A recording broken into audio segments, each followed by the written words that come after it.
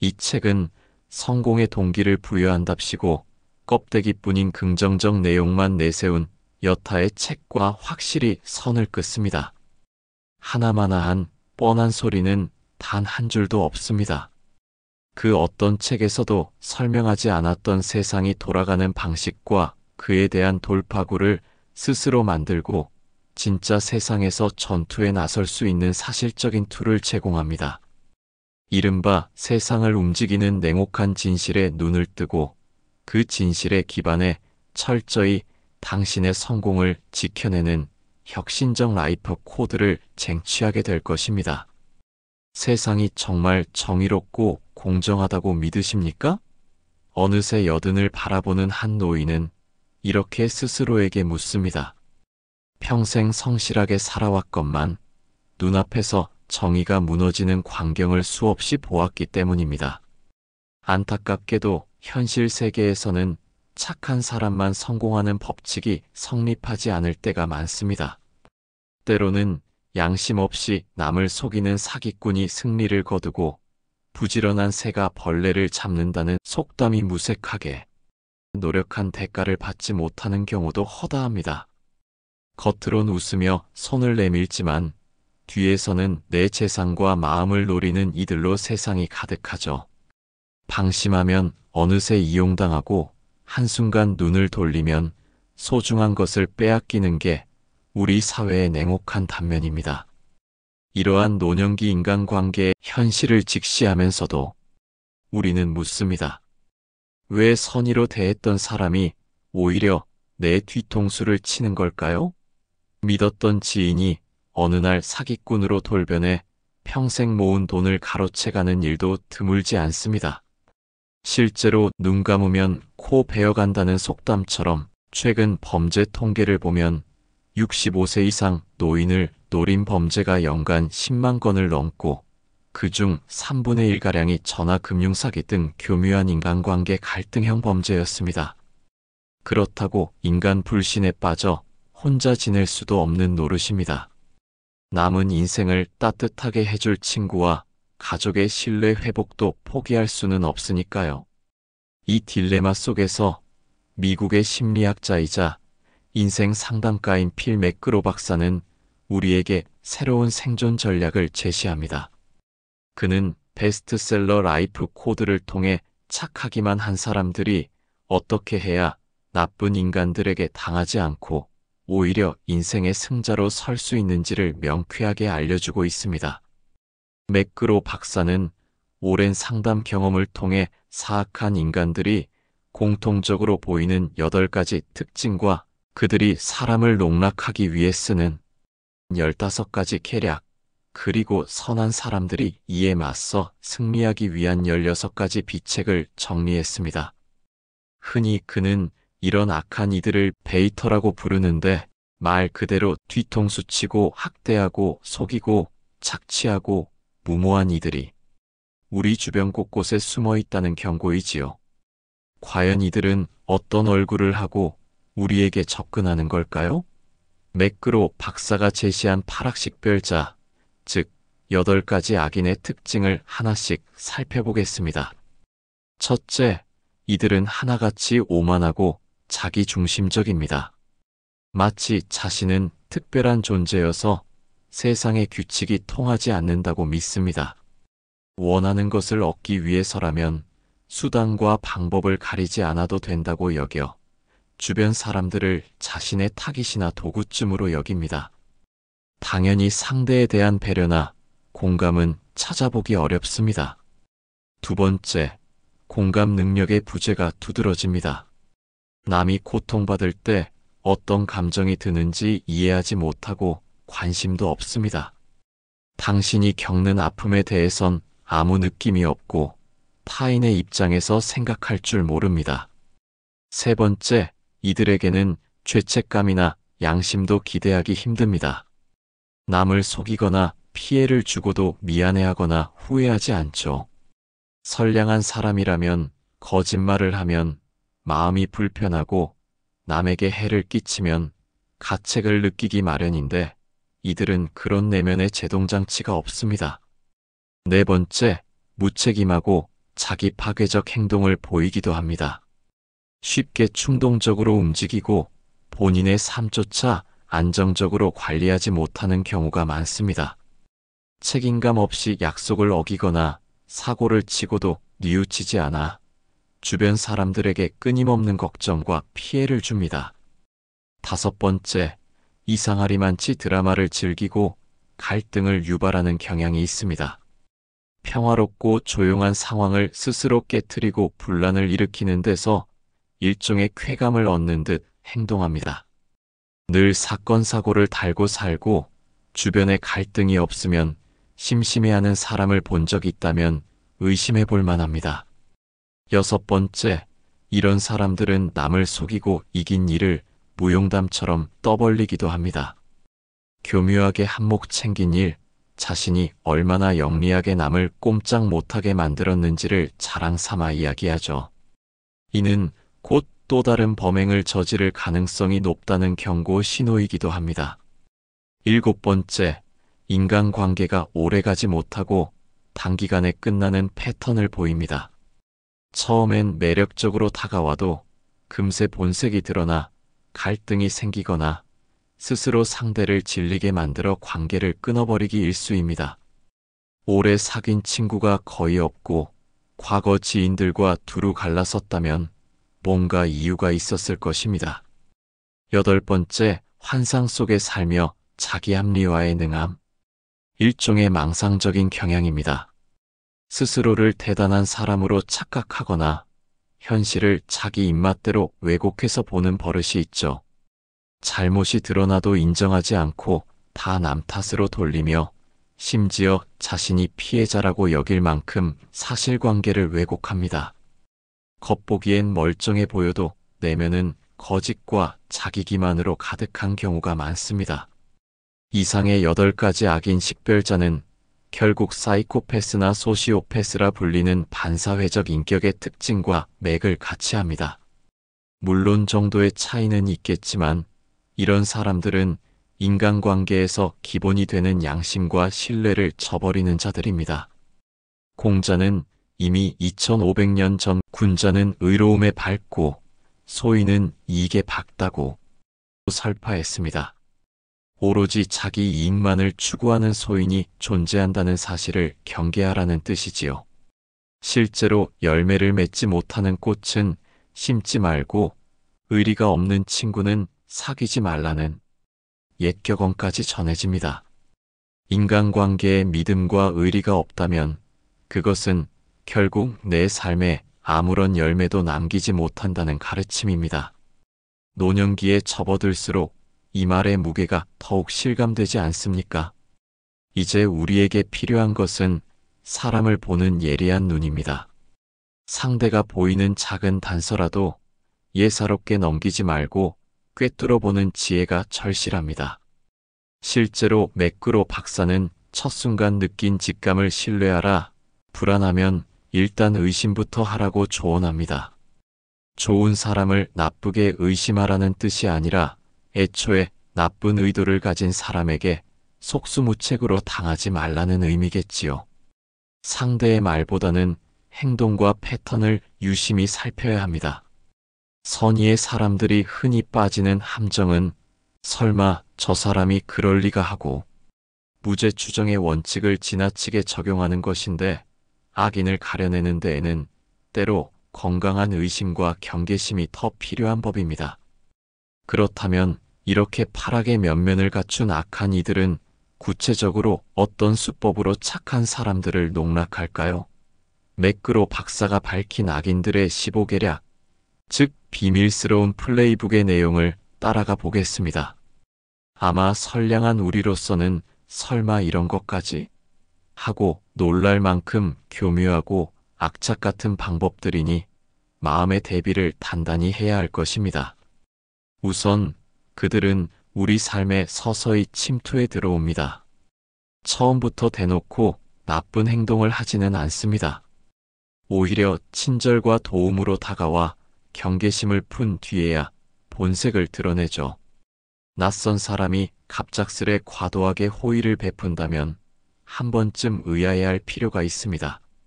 다음으로 공모관계의 갈등을 조장합니다.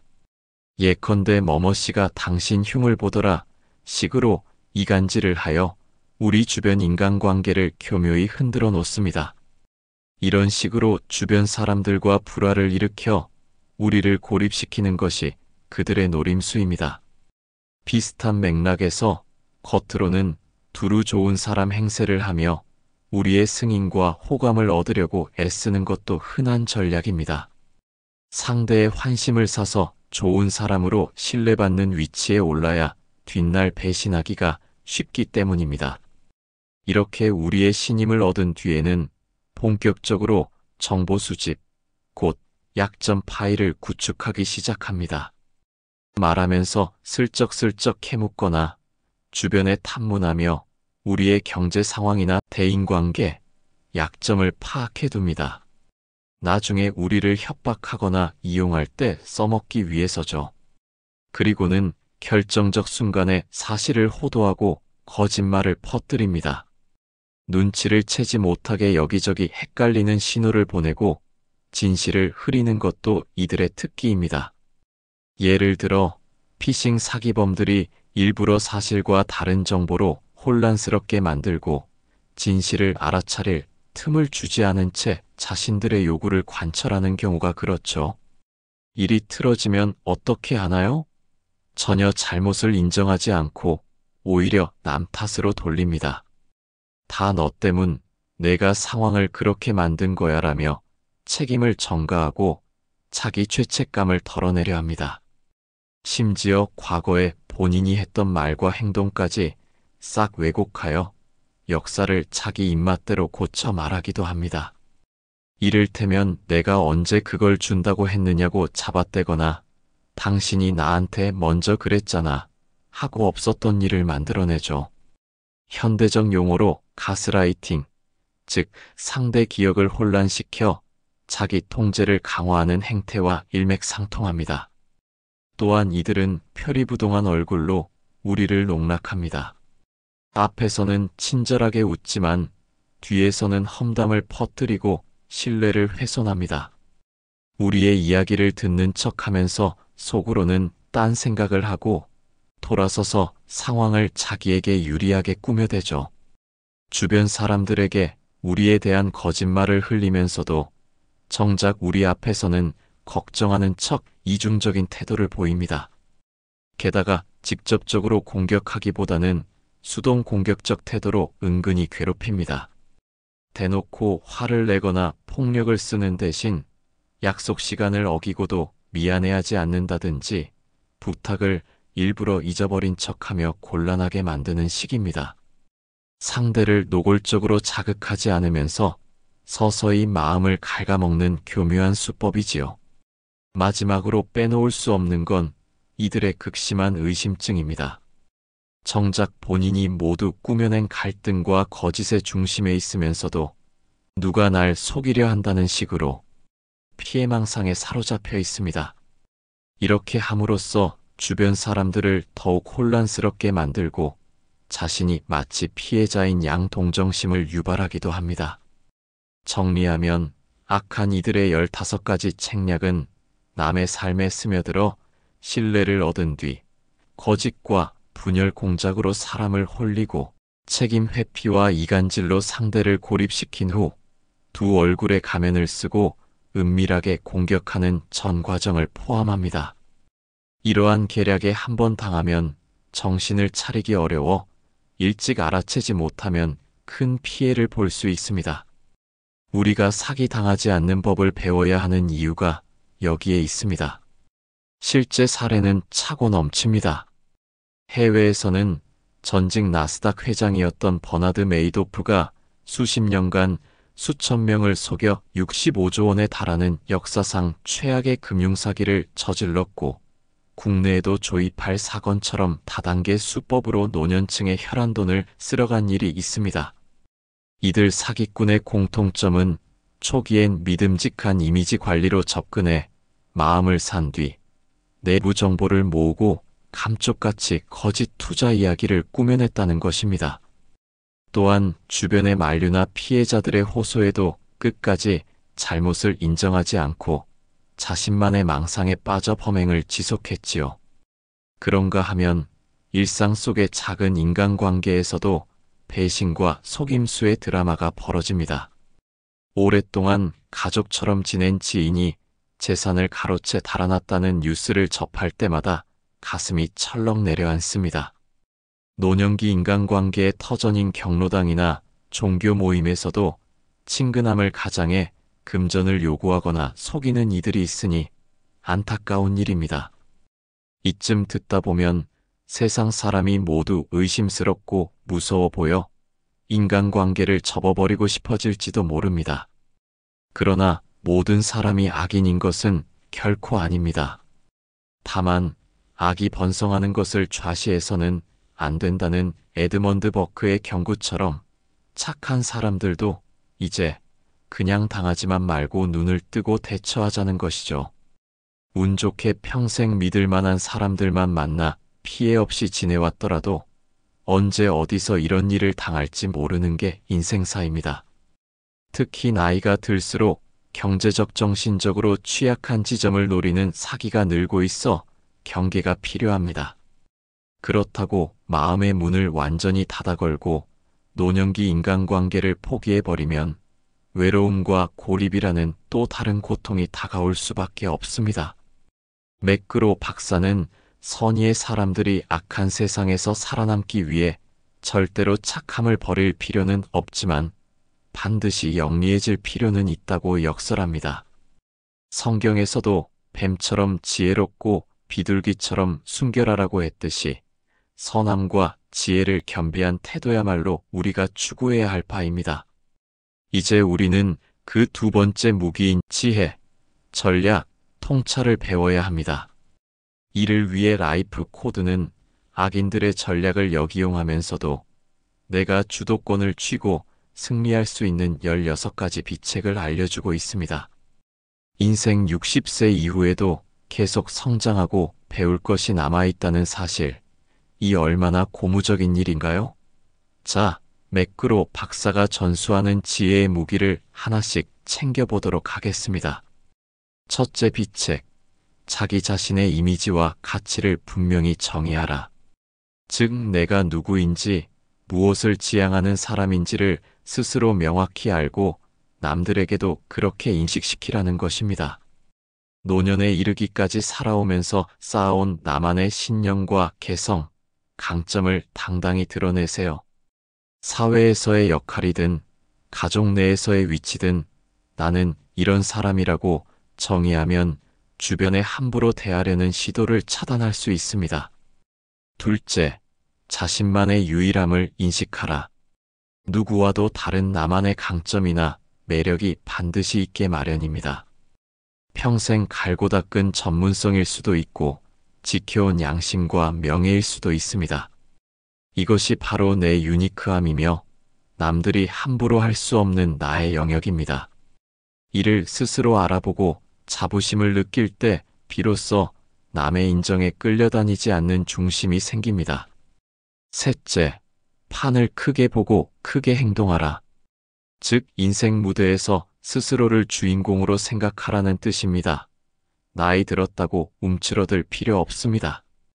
어떤 모임이든 당당하게 임하고 새로운 도전도 두려워하지 마세요. 피해 다니기만 하면 오히려 약점만 더 드러날 뿐입니다. 넷째, 칭찬을 받아들이고 자기 가치를 인정하라. 살아오면서 남의 칭찬을 겸손하게 흘려보낸 적이 많으실 겁니다. 하지만 이제는 내 공로와 장점을 인정받으면 기꺼이 받아들이고 감사하는 태도가 필요합니다. 별 말씀을 하며 넘겨버리지 말고 고맙다. 나도 그 점을 자랑스럽게 여긴다고 받아들이세요. 이는 곧 자존감 회복으로 이어져 남이 나를 깎아내리려 할 때 흔들리지 않는 힘이 됩니다. 다섯 번째, 누군가에게 꼭 필요한 사람이 되라. 가족이든 공동체든 내가 빠지면 안 될 만큼 중요한 역할을 맡으라는 말입니다. 즉, 대체 불가능한 존재로 자리매김하면 쉽게 무시당하지 않을 뿐 아니라 삶의 보람도 커집니다. 예컨대 손주 돌보기에서 한몫한다든지 동호회에서 회계 담당을 맡는다든지 내 경험을 살려 후배들에게 조언해주는 멘토 역할을 해보세요. 6번째, 나의 진짜 통화가 무엇인지 알라. 여기서 통화란 내게 가장 소중하고 힘이 되는 자산을 뜻합니다. 돈일 수도 있지만 그것만은 아닙니다. 사람에 따라 건강, 지식, 인맥, 혹은 평판과 신용 같은 무형자산이 있을 겁니다. 예컨대 평생 정직하게 쌓은 신뢰의 평판은 그 어떤 재산보다 값진 사회적 자본입니다. 또는 오랜 경륜으로 다져진 사람 보는 눈과 지혜 역시 나를 지켜주는 커다란 무기이지요. 이처럼 내 삶의 강점과 자산이 무엇인지 정확히 파악하면 반대로 어디를 지켜야 할지도 분명해집니다. 7번째, 항상 플랜을 가지고 있어라. 좋은 일이든 나쁜 일이든 시나리오를 미리 그려보고 대비하는 습관이 중요합니다. 경제적으로는 노후 자금을 누구에게 어떻게 맡길지, 법적으로는 만일을 대비한 대비책, 예를 들어 성년후견인 지정이나 유언장 작성 등을 마련해 두는 것도 계획의 일부겠지요. 또 새로운 사람을 만날 때도 즉흥적으로 마음을 내주기보다 한 걸음 떨어져서 천천히 알아가는 계획적인 접근이 필요합니다. 언제 어디서 어떻게 만나서 무슨 이야기를 할지, 내 정보는 어디까지 공개할지 등을 미리 생각해두면 돌발 상황에 당황하지 않고 대처할 수 있습니다. 8번째, 중요한 속내와 계획은 함부로 드러내지 말라. 화투로 치면 내 패를 남에게 보이지 말라는 뜻입니다. 우리 어르신들은 솔직하고 순박한 분들이 많아 마음 열면 속속들이 다 털어놓는 경우가 있는데 안타깝게도 세상에는 그 속마음을 역이용하려는 이들이 있습니다. 따라서 아직 신뢰가 검증되지 않은 사이에는 자신의 재산 상황, 가족사, 속마음 등을 모두 공개하지 말고 신중하게 한 발 물러나 지켜보는 자세가 필요합니다. 9번째, 탐정처럼 주위를 관찰하고 조사하라. 언제나 정보를 모으는 조사 모드로 주변을 살피라는 조언인데요. 이는 남을 의심하며 이행하라는 과격한 뜻이 아니라 정신을 똑바로 차리고 상황을 면밀히 파악하라는 의미입니다. 특히 새로운 인간관계에서는 상대의 말뿐 아니라 행동, 평판, 주변 사람들의 반응까지 입체적으로 살펴야 합니다. 예를 들어 어떤 이가 믿어달라고 말로만 외칠 게 아니라 실제로 신뢰에 족할 만한 행동들을 보여주는지 시간을 두고 관찰해보는 시기입니다. 10번째, 성공하는 방식으로 행동하라. 결국 행동이 운명을 만들어낸다는 의미입니다. 아무리 마음가짐을 바로 하고 정보를 알아도 행동으로 실천하지 않으면 변화가 없습니다. 평소에도 자신이 되고자 하는 이상적인 모습에 걸맞게 처신하도록 애써보세요. 예를 들어 나는 더 이상 당하고만 사는 피해자가 아니다라는 마음가짐을 가졌다면 일상에서 작은 결정 하나를 하더라도 주체적으로 하고 불편한 요구에는 노라고 말하는 연습을 해야 합니다. 그런 행동들이 모여 궁극적으로 내 삶을 바꾸고 신뢰 회복의 기반이 됩니다. 11번째, 항상 선택지를 여러 개 열어두라. 인간관계에서든 인생사에서든 한 가지만 붙들고 절박하게 매달리지 않는 여유를 가지라는 뜻입니다. 누군가와 갈등이 생겼을 때도 이 사람 잃으면 다 끝이라는 태도보다는 필요하다면 관계를 정리하고도 다른 길이 있다는 마음의 옵션이 있을 때 상황을 더 객관적으로 대할 수 있습니다. 재정적인 부분에서도 하나의 수입원이나 한 종류의 자산에만 의존하지 않고 다양하게 분산해 둔다면 누가 속이러 들어와도 전부를 잃지 않을 수 있겠지요. 12번째, 시스템을 익혀 자기 것으로 만들라. 세상이 돌아가는 판을 읽고 터득하라는 것입니다. 나이가 들면 새로운 기술이나 사회 변화에 소외되기 쉽지만 꾸준히 학습하고 호기심을 갖는 태도가 중요합니다.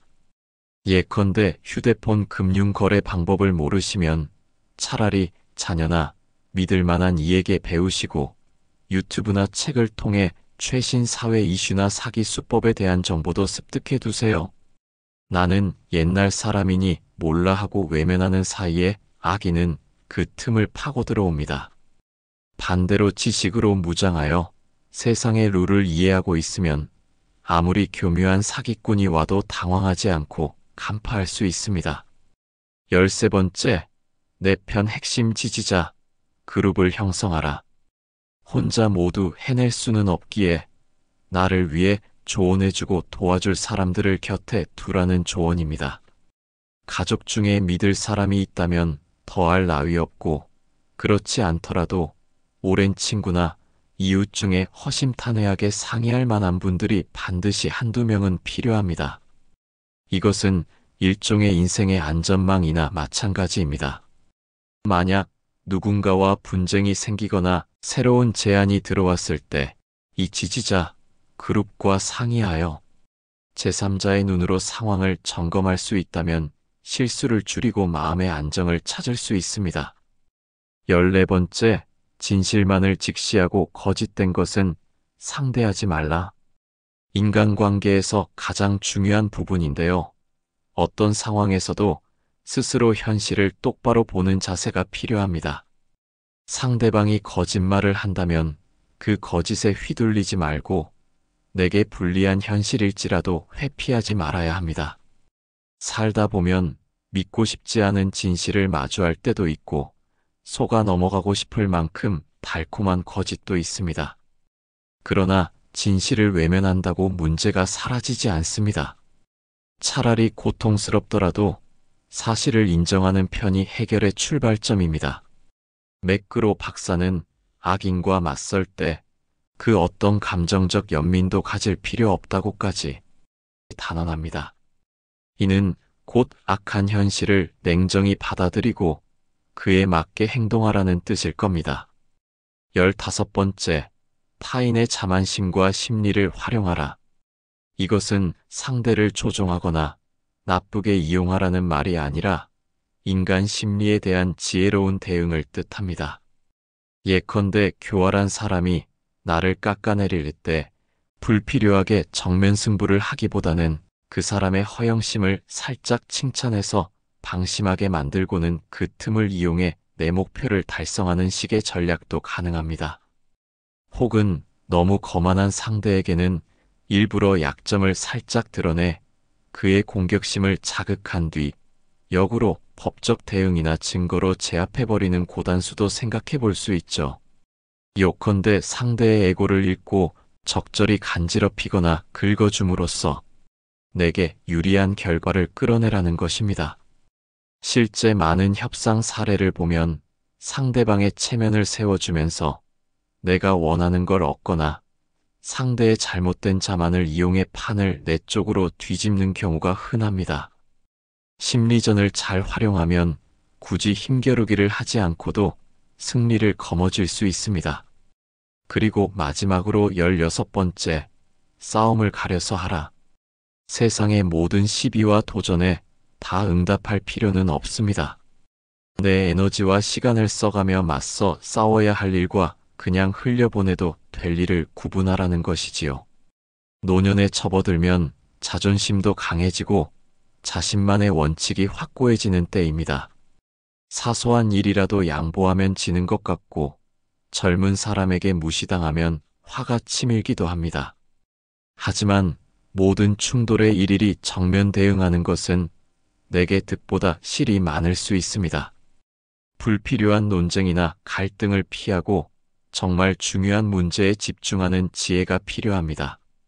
말하자면 작은 전투 몇 번은 져주더라도 인생이라는 전쟁에서 궁극적으로 이기는 길을 택하라는 뜻입니다. 지금까지 살펴본 이 16비 책은 결국 우리 노년기 인간관계를 건강하고 안전하게 가꾸기 위한 삶의 지침으로 모아볼 수 있습니다. 요약하면 자신을 알고 상대를 읽고 지혜롭게 대처하라는 것입니다. 동양의 손자병법에서도 지피지기면 백전불태, 척을 알고 나를 알면 100번 싸워도 위태롭지 않다고 했습니다. 여기서 적은 굳이 남의 나라 병사가 아니라 우리 인생에 해를 끼치는 악한 사람들이라 할 수 있겠지요. 그들을 간파하는 사람 보는 눈, 그리고 나를 아는 것은 앞서 말한 자기 이미지와 가치, 강점을 인지하는 부분과 통합니다. 끝으로 싸움은 고르는 것입니다. 손자는 승산 없는 싸움은 애초에 하지 말라 했고, 매끄로 박사는 필요 없는 싸움에 에너지 낭비 말라고 합니다. 결국 맥락은 동일합니다. 우리가 이러한 인생의 새로운 코드를 받아들인다면 늦었다고 생각했던 신뢰 회복과 관계 개선도 다시 이뤄낼 수 있습니다. 오랫동안 인간관계에서 상처를 받았다면 이제는 세상을 보는 관점을 조금 바꾸어 볼 때입니다. 모든 일을 쉽게 믿어주고 흘러가는 대로 두기보다는 적극적으로 내 삶의 인간관계 주도권을 잡는 것, 이것이 노년에 꼭 필요합니다. 상대가 정말 믿을 만한 사람인지 테스트해보고 검증하는 과정을 거치세요. 몇 번의 실망을 겪었다고 마음의 문을 완전히 닫아버리면 외로운 노년이 되겠지만, 반대로 아무런 배우지도 않고 같은 방식으로 남을 대하면 똑같은 배신이 반복될 수 있습니다. 현명한 중용의 태도로 신뢰하되 검증하라는 자세를 실천해 보시는 겁니다. 노년기 인간관계에서 가장 슬픈 일은 주변의 사람이 아무도 없어지는 것이고, 두 번째로 슬픈 일은 곁에 두었던 사람이 알고 보니 내 속을 썩이는 악인이었다는 사실입니다. 전자는 외로움이고 후자는 배신이지요. 이 둘 모두 우리의 삶을 피폐하게 만듭니다. 필 매크로의 라이프 코드는 우리에게 이 두 가지 비극을 모두 피하면서 풍요로운 대인관계를 지속할 방법을 일깨워줍니다. 악인을 멀리하고 믿음직한 사람과 더 가까워지는 법, 그리고 나 자신을 잃지 않고 당당하게 인간관계를 이끌어가는 법을 가르쳐주는 것입니다. 나이가 들며 인간관계의 수는 줄어들지라도 질은 더 깊어지고 서로에 대한 신뢰는 두터워질 수 있습니다. 이제 여러분도 이 지혜로운 조언들을 가슴에 새기고 실천해 보세요. 가까이는 오랜 친구나 배우자와의 관계에서, 또 새롭게 맺는 인연에서는 천천히 눈을 맞추며 살펴가는 여유로 사람 보는 눈과 인간관계 갈등 조율의 지혜를 발휘해 보시기 바랍니다. 악한 세상을 경계하되 인간에 대한 따뜻함은 잃지 않는 것, 이것이 인생 후반전에 우리가 가져야 할 태도일 것입니다. 악이 득세하지 않도록 선한 이들이 행동해야 한다는 말처럼 이제 우리는 배운 바를 행동으로 옮겨야 합니다. 바로 오늘 주변 인간관계를 새로운 시각으로 한번 점검해 보는 것은 어떨까요? 소중한 내 사람들에겐 더 믿음과 애정을 쏟고 혹여 마음에 걸리는 낌새가 있는 이는 없는지 살펴보는 것입니다. 그리고 나 자신에게도 다짐해 봅시다. 남은 인생, 어떤 경우에도 더 이상 누구에게도 까이지 않고 당하지 않고 내 존엄과 행복을 지켜나가겠노라고.